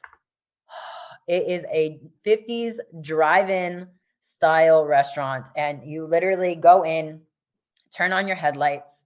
And when your headlights are on, that brings a server to your car. So they'll give you the menu, or you order or whatever. You flip your headlights off, they go off, they get your order. When it's ready, they bring it back. When you're done, flip on your lights. They come and get the tray, take the, the money, whatever, flip your lights off, and you leave. So good though. The cheeseburgers, I think, are like $3 or something. But from what I heard, when they make the meat, they put brown sugar in it. So like the meat like melts in your mouth. Another thing I miss about Cleveland is Melt, which is a gourmet grilled cheese place. It like throws meals and concoctions, and like I don't even know how else to explain it, inside of grilled cheese. But like it's so good, but like it's just so good. And I miss that. I want to say that we have a Melt in Toronto. I think I've been there once. It could be. I'm not sure, but wow, it baffles me that you guys don't have like a Denny's or a Taco Bell. That's crazy. No. Like if you want something, like for example, wrestlers, obviously they keep long hours. If you want something, it's usually going to be A&W or McDonald's, because that's the only two things that are really open 24 hours. Unless you find like a diner. Like I know when we were going to Quebec City a lot, there was a diner that was open pretty late that we could go to. But for the most part, I mean, no, it's McDonald's or A&W, or you're waiting till you get home to, I don't know, pour a bowl of cereal or something, because there's really not much choice between those two places. Wow. It is. Okay. Crazy. I'm a big foodie anyway. Yeah. Okay. So what I heard like a long time ago, like long time ago when I was younger, if you don't speak French there, nobody will help you. Is that true? Yes and no.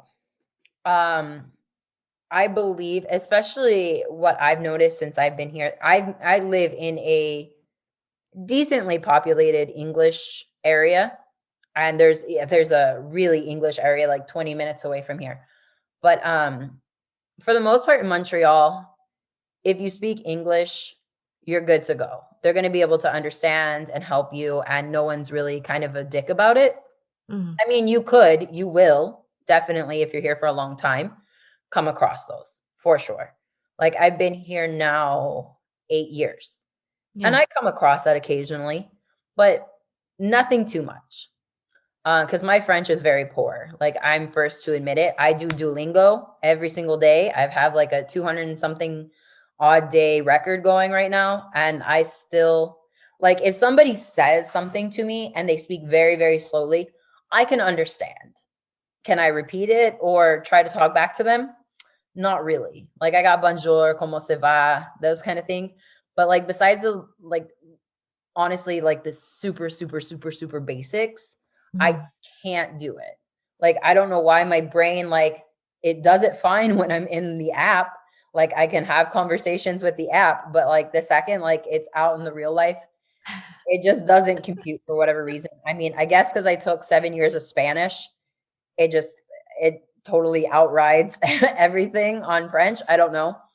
But like, if you go to like some smaller cities, like further out from Montreal, like Sherbrooke or something, like it's harder because they are very much French speaking communities, and to find somebody to speak English fluently is very difficult. But if you're in the major, areas like Quebec City or Montreal or so on and so forth, like the bigger cities, you're not going to have a problem for the most part, But like I said, there are some people who are Quebecois and they don't care and they want you to speak French, and they're just, they are not very nice about it. But for the most part, you're going to get by just fine, especially in the bigger cities. And I know that you're a big Habs fan. Now, were you always a hockey fan, or did you become one when you moved to Montreal? I became one when I came to Montreal. In Cleveland, there's a hockey team, but it's like the minor leagues. It's the Monsters. And like people will go to the games, but it was like for $1 hot dog night or $5 beer night or something. Like it wasn't like we're going to watch them to, really play. We're going to enjoy the atmosphere of a game, but we're going because there's some kind of, stipulation to it. Like, you know what I mean? Yeah. Like, oh, so-and-so is like a celebrity is going to be there. Okay, well, we're going to go. Like, I know, for example, Dolph Ziggler is from the Cleveland area. He likes to go to the Monsters games because I know when I see him sometime when he's in town, not now, obviously, because I don't live there, but he'd be like, oh, I'm going to the Monsters game, Cool. I never went. I never understood hockey. I am 100% a Browns girl. Cleveland Browns till I die. And so I never really watched hockey, like Columbus sports with the Blue Jackets. I didn't even know that they had a team, to be honest, like, because I didn't follow the NHL at all.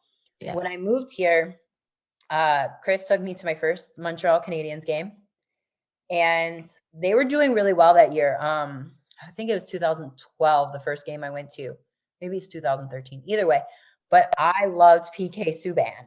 I was like, oh, this player is amazing. I love him. I mean, I still follow him a bit. He's now with the New Jersey Devils, but like he still does a lot of things here in Montreal. Like every time the team plays, obviously not this year because of COVID, but previous years, he would come every time either the Nashville Predators or the Jersey Devils came to play in Montreal.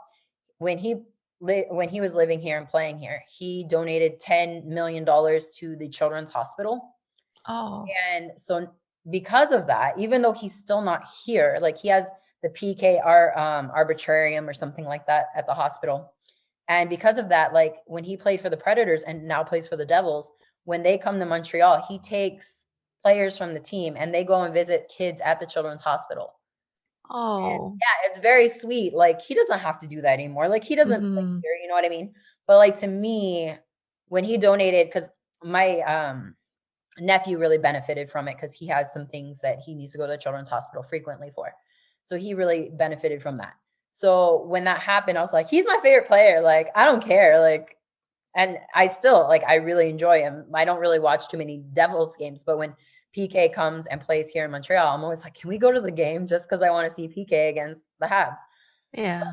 I've obviously grown to love other players on the Habs now, and I've grown to really love hockey. In fact, this year when they were in the Stanley Cup Finals, the Bell Center was open for 3,500 people only. And it was $10, but you got to go, if you got a ticket, of course, you got to go into the Bell Center and you got to watch the screening of the game from Tampa on the screen, and to walk back into the Bell Center and be like, you see the ice because it's ready for the next game for when they come back to Montreal. And like, it's there and like, there's a DJ playing like music and getting everybody hyped for the game like beforehand. And it's just a whole vibe. Like, I know people in other places, they love their teams for whatever reason, but like with the Cleveland Browns, I'm super passionate. And like, I find I fit into the Montreal Canadiens fan base just as well because they're so passionate.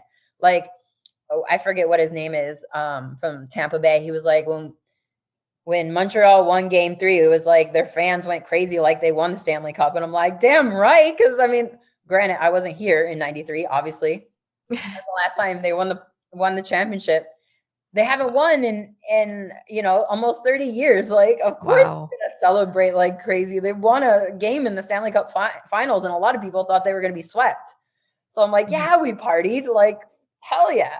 Like, that's how passionate we are. Like, I love that, and I love being a part of that. And I've never been a part of a championship city. I mean, the Cleveland Cavaliers won after I left. The Cleveland Indians in the 90s, they were always this close in the World Series, but never got there. So like this year to be a part of a team that was in the finals, and I was like, oh, I might be part of a championship team. I'm so excited. Which is fine because Tampa is obviously the better team this year. So, but I love it. And hockey is so much fun, and watching people beat the shit out of each other. It's like, God, this is like wrestling. I love it. Do you have any big sports that you love, like besides wrestling? I used to watch football a lot. Okay, what was your team? The Chargers, San Diego Chargers. So way back when I was in California, again, it was just the fan base. They lost a lot. but the fan base was just amazing. I totally get it. I totally get it. I like I said, the Cleveland Browns this year, they did pretty well. They went far into the playoffs, which is the furthest they've been in many, many, many, many, many, many, many years, decades, in fact. Because I mean, I remember like when I was a kid, they did decently. They get to the playoffs, but they always lost. But so like in my adult life, like for me, I had never had the Browns do well. And so for them to finally be doing well, I'm just like, oh my God. And like the first playoff game when we beat the Steelers, like it was, I think, midnight when the game went off, and we were dead in the middle of freaking COVID. And I had so much energy in me that I needed to I was so like, I couldn't sit still. Like I was like, fidgety and everything. But of course I couldn't go outside because we're locked in because of COVID, because of the curfew. But I was like, man, of course it's like winter time too. The playoffs, it's like January. I'm like, but I want to go outside and run right now because I have so much energy and I'm so excited. Like, I loved it. I loved it. Never in my adult life did I think I'd see the Browns do that well, even though I had always hoped. And this year, I have great hopes for them. They have a great team, even better than last year. We're coming up on preseason. If everybody can stay healthy, knock on wood, I think we could really have a serious run in the playoffs, and really, really push for our first ever Super Bowl appearance and maybe Super Bowl win. That's my hope. Optimistic, very optimistic. But I got my fingers crossed for you and your team. Thank you. We're a great team this year, but we could use all the support that we can get. I want to break and play one of my games, if that's okay. Yeah, of course. Okay, we're going to play this or that. Oh, okay. Yes. Basically, I'm going to name two things and you tell me this or that. Definitely. All right. The first one is weird or crazy. Oh, it depends on the subject, but I would say most likely I would hit up weird most of the time, even depending on the subject. But most of the time I would say weird. Me too. I'll say weird. Although my husband would say crazy. Okay, number 2, ketchup chips or all dressed chips. Okay, so I'm not a ketchup person at all, but ketchup chips are pretty delicious. But I have to say, all dressed chips definitely win by a long shot in my book, just because I'm not a big ketchup fan. They're both so good. Mm-hmm. They're both so good. I love them. Okay. I could tell you a random story though about ketchup chips. Or was it all dressed chips? It might have been either. It was one of those, because obviously those are a Canadian thing. And this is just a quick story. So I was one time at WSU, and WSU right afterwards was CCW. Like there was like an hour break in between the shows or something. And AJ Styles happened to be on that particular show for CCW. And we were all sitting there talking. Like people were just baffled at this time. I don't know if I lived in Canada yet or if I was getting ready to live in Canada. And AJ found out that I was moving to Canada or just moved there. And he was like, why did you move to Canada? So I told him, like, oh, okay, that's cool. You know, whatever. He's supportive, obviously. He's like, have you ever had ketchup chips? And I'm like, I'd never heard of such a thing. Like, no. Or all dressed chips, one or the other. It was one or the other. And I was like, no, I haven't. And he's like, oh, it's a Canadian thing and it's great. You got to try it. And I was like, okay, cool, whatever. So then the next time I was living in Montreal and I was going to Ohio for a show, which AJ happened to be on. So I happened to bring him a huge bag of whatever particular potato chip that he was like, he likes. But, you know, you look at AJ Styles and you see his body and you're like, he doesn't eat chips, I would imagine. So, but I took him a huge bag of chips anyway.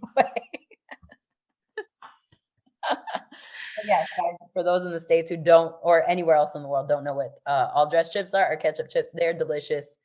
And just let somebody know if you know them in Canada, and they'll send you a bag, I'm sure. Yes, so good. So good. Christmas or Halloween?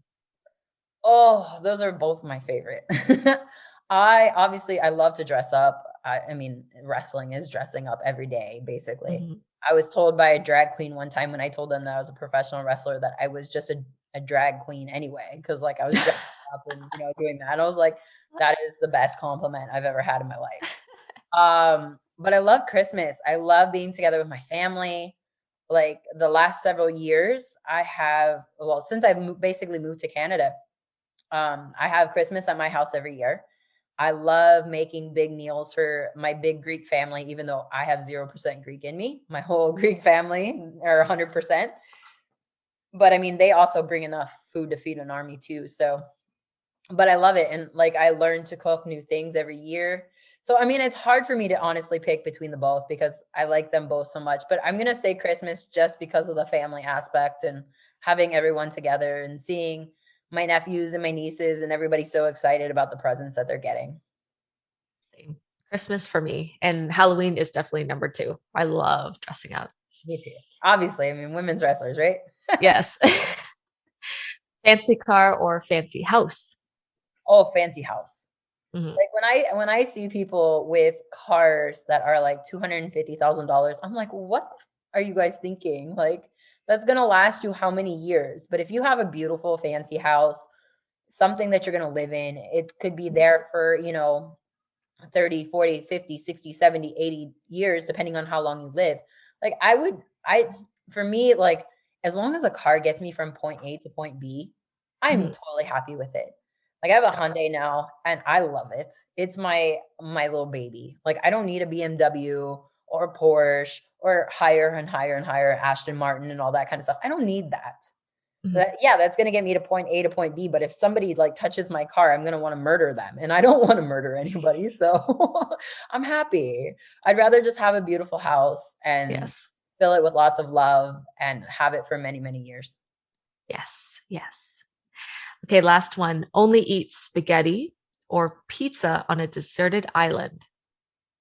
Oh, well, thank God it's deserted because with all those carbs, and I'm only allowed to eat that, it's disastrous. I would definitely say pizza. I like spaghetti a lot, but pizza, I mean, you can have it. I mean, spaghetti is spaghetti, right? Like there's not very many varieties, but pizza, so many different varieties. You can get your fruit because I like pineapple on pizza. Yes. No, me too. Me too. Don't at me, you people. Pineapple belongs on pizza. I like meat. I like the different vegetables. So I would go with pizza because you'd have a more different variety. Me too. Me too. I like those questions. Those are fun. Thank you. No problem. Well, why don't you tell us? Because I mean, we really haven't talked about our podcast at all. Why don't you tell us about See You Next Tuesday? Yes. So See You Next Tuesday. I drop an episode every Tuesday at 7 p.m. My husband actually came up with the name for me. And funny story, I absolutely hate that word. He learned real quick at the beginning of a relationship to not say it around me. So, but then when he said See You Next Tuesday, I laughed right away. And I'm like, to me and to him, it means something. That's why it's funny. To other people, it's just funny. So I was like, yeah, that's perfect. You can catch it on anchor.fm/jchung or on my YouTube. It's mostly audio, but every now and then I'll have a video podcast. But you can check it out on my YouTube channel at jchung11. Nice. I like it. Yeah. For you, you've had so many guests on your show, like amazing guests. Like for me, I have never seen, and I know you know him personally, obviously, Scott D'Amore really do a podcast. And you had him on your show. I mean, you've had your husband a few times as well, which I don't think has done very many podcasts either. But obviously, you're his wife. He's going to Mine. He has to. Yeah. And Dan Murphy, he's a friend of my show as well. I mean, I have him on for every month for like a history lesson of the month, basically. Oh my goodness. And I'm going to bring him on because The Wrestler's Wrestler came out a few months ago. I'm still reading it because with everything going on with being pregnant and doing a podcast and stuff, it's hard to read books as well. So once I finish his book, I'm going to have him on. So anyway, but I mean, you've had so many great guests. Yes. Yeah. So I try not to talk about wrestling, as funny as that sounds, but that's mainly because I really want people to know my guests in a different way. Mhm. You know their personality, you know how they are either on TV or, live at an event, but do you actually know them? And I like to hit topics that have to deal with something that maybe any of my listeners might be going through, in hopes that will help them. So I try to, bring up different topics, and having Scott Demore on for 2.5 hours, a very candid interview, was a lot of fun. And he was actually the very first person to book me. And so he couldn't really say no because he's known me for so long. That's great. Because me too. Like I try to go, like my podcast is mostly about wrestling, but I like to get people and ask them questions that, cause like, even like, for example, like I'll be like, hey, do you want to come on podcast? I'm like, oh, I don't really want to do another podcast. I'm like, yeah, but mine's a little bit different because being a woman in the business, and I'm sure you can attest to this as well, even though you don't talk about wrestling as much, like you can talk about wrestling in a different aspect than, say, somebody who loves wrestling but has never bumped in their life or never been a part of a wrestling show in their life. And and on top of that, which is also another great thing, is there's a lot more women that are coming out with podcasts about wrestling, which I think is just amazing as well. So it's like you get these different perspectives from all these different women and their experiences, plus the people that they're talking to. And like I try to do not just wrestling, I try to mix it up a little bit. It's hard because wrestling is what I know, Yeah. obviously, right? Like I love paranormal stuff. So Oh, no. yeah, oh me, I love it. I love it. And last October when I was starting my show, one of my friends who is on the Travel Channel with one of his shows, well, he's been on a couple of the shows. I asked him to come on the show and he was like, yeah, sure, no problem. But this was like in August, like before I even started my podcast. I was like, awesome. So when I contacted him in October, he's like, yo, I'd love to, but like it's October. I just don't have the time. And I was Oh, no. oh shit, like that was my whole intention of my Halloween episode. But it ended up well because I know Brian O'Halloran from Clerks, so Dante from Clerks, Mhm. and he came on and he was such an amazing guest. So he's fantastic person anyway. So he was great to have on and we talked about a bunch of different stuff. So like I try to do stuff that's not always wrestling, but it's like, what do you know? You got to stick to, Yeah. right? So like 90% I would say is women's wrestling, but I also have men obviously that I became friends with or that I know over time.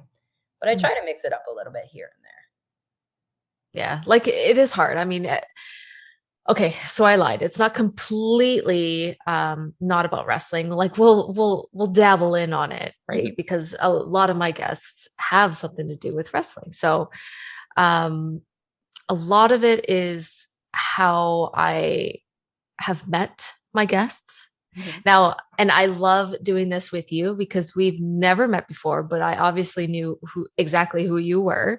I mean, it's hard to forget the bright red-haired girl. Um, so yeah, so it's nice to talk and get to know somebody for the first time. And like you were saying, like we talked for half an hour. I believe it was half an hour before we actually started recording. And that was just so nice. It was a great little icebreaker. And I already knew that you were good people. And that's simply because I absolutely love Jessica Havoc. Like I love and adore her so much. And then I started seeing like pictures. I think it was just recently, like a month ago. There was like I was looking at her stories, and then there was pictures. I guess she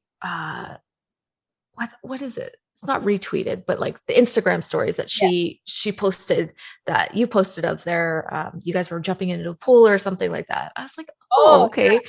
Yeah, like super, super old school picture. yeah. I was like, oh, okay. So like she definitely has to be like good people if Jess is like really good friends with her. So I knew right then. And then of course, like talking to you already. Yeah, Yeah. super chill. Way, way, way back. She was doing at that show that I was doing ring announcing for before I even started ring announcing. And maybe her first or second year in wrestling, she was doing a giant German giant gimmick because she's such a tall individual. Like, I don't know if that shows on TV. She's like 6 foot tall, like, and most women are nowhere near 6 foot. Yeah. So like I saw her and she was on like, I want to say it was a 6-person tag and she was the only woman. And I was just like, whoever this person is, I want to know them. And I didn't choose the school that she was going to at the time that she was wrestling, but she did come down and train with us quite a bit at OCW as well. And like, she wasn't that far from me. I think maybe like 20 minutes to a half hour, which is in wrestling, like crazy. Nothing. That somebody Yeah. you go with or in wrestling lives that close to you. Yeah. So, I mean, we were inseparable for a long time. And then when we were at WSU, they put me, Jess, and Allison together as a trio, as a Midwest Militia. And oh my God, some of the best times in my career. Like, I could never, ever forget some of those memories that we had, you know? And that photo shoot was one of the photo shoots we did.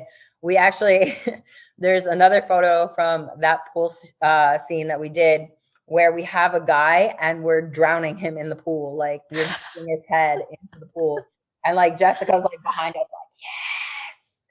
And it's awesome. I'll have to share that picture because it's fun. But like, some people are like, you girls are murdering a guy and you have like the biggest smiles on your face. I love it. But like, I've known your husband for quite a while, been on shows with him and stuff too. I mean, I don't know him really, really well, but to know, like, but his reputation precedes him basically everywhere he goes. Everybody knows you're gonna have a great match with him, you know, whoever's working with him. And in the locker room, he always says hello, goodbye, totally respectful. So I know you being I don't know about that. Hang on 1 second. Well, every time I've been in the locker room with him, like I said, not many times, but a few times, he's been very, very respectful. So That was like one of our things, is that I thought he was a complete dickhead because he would never say hi. He would just like stand and be like, hey, after that. Yeah, maybe after that. Yeah, because I was like, that's rude. You had to say hi to everybody. Yeah, I didn't start wrestling in Ontario probably until I moved here in like late 2012, early 2013, maybe even 2014. I'm not sure because I mean, I didn't really wrestle in Ontario too frequently. So it was mostly here in Quebec. And if I wasn't wrestling in Quebec, I was heading down into the States for whatever promotion that weekend. But Ontario, I wrestled Beautiful Bia a couple times, and Alexia Nicole was my other opponent that I wrestled probably 90% of the time that I was wrestling in Ontario. So I didn't really wrestle there, maybe 10 times max, maybe less even. So I wasn't on too many shows with Josh, but the ones that I were, I mean, he was always, like I said, seemed respectful, at least to me. I mean, he is a nice guy. So funny though, that your first impression of him was that he was a dick. Oh yeah. And I'm sure he will say the same thing about me too. So well, there's a lot of wrestlers that, I mean, I could probably say like weren't too friendly either, but like whatever, like they didn't impact my day at all. So whatever. Like if they said they did, if they didn't, whatever. Didn't, no sweat off my back. Oh man. Well, we have been talking, I mean, literally for like 2 hours now. So I think maybe we should go ahead and wrap up.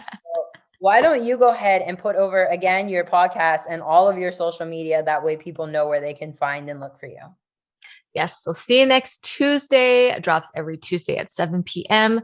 Find my episodes at anchor.fm/jchung or on my YouTube channel, youtube.com/jchung11. You can find me on Twitter and Instagram at jchung11. Awesome. And for me, I am Sassy Stephie. If you haven't met me before, my podcast is Talkin Sass. You can find it on your favorite podcast platform and also on YouTube.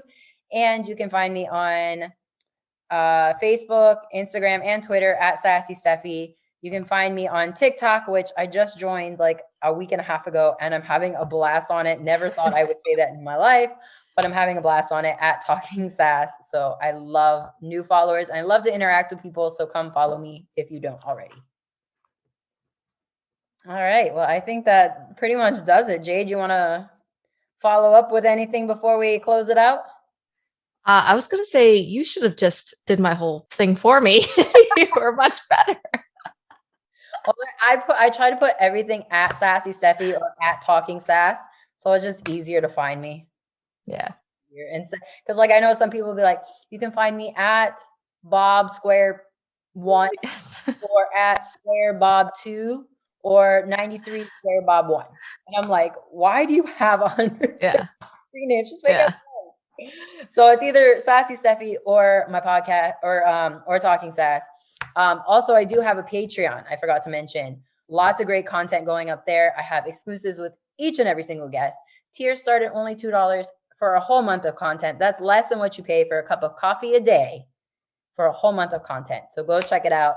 Patreon.com/Sassy Stephie. Oh, and I think that wraps it up for us. So until next time, guys. See you next Tuesday. See you next Tuesday. Or in my case, next Thursday. Talk soon, guys.